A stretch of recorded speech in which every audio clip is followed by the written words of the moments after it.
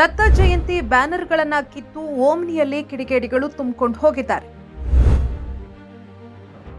ಕಾಫಿನಾಡಿನಲ್ಲಿ ದತ್ತ ಜಯಂತಿ ಸಂಭ್ರಮ ಹಿನ್ನೆಲೆ ಜಿಲ್ಲೆಯಾದ್ಯಂತ ವಿಶ್ವ ಹಿಂದೂ ಪರಿಷತ್ ಹಾಗೂ ಬಜರಂಗ ದಳ ಬ್ಯಾನರ್ಗಳನ್ನು ಅಳವಡಿಸಿತ್ತು.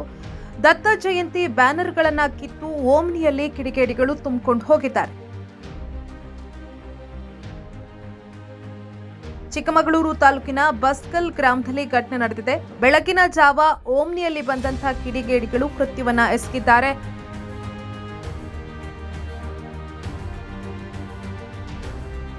ವಿಶ್ವ ಹಿಂದೂ ಪರಿಷತ್ ಹಾಗೆ ಬಜರಂಗ ದಳದವರು ಅಳವಡಿಸಿದ್ದಂತಹ ಬ್ಯಾನರ್ಗಳನ್ನ ಕಿತ್ತು ಎತ್ತಾಕೊಂಡು ಹೋಗಿದ್ದಾರೆ.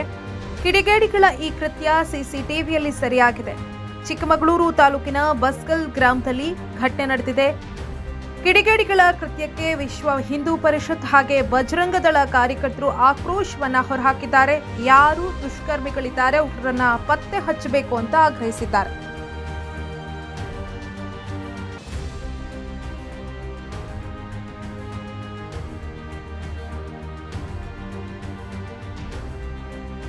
ಕಿಡಿಗೇಡಿಗಳ ಈ ಕೃತ್ಯ ಸಿಸಿಟಿವಿಯಲ್ಲಿ ಸೆರೆಯಾಗಿದೆ.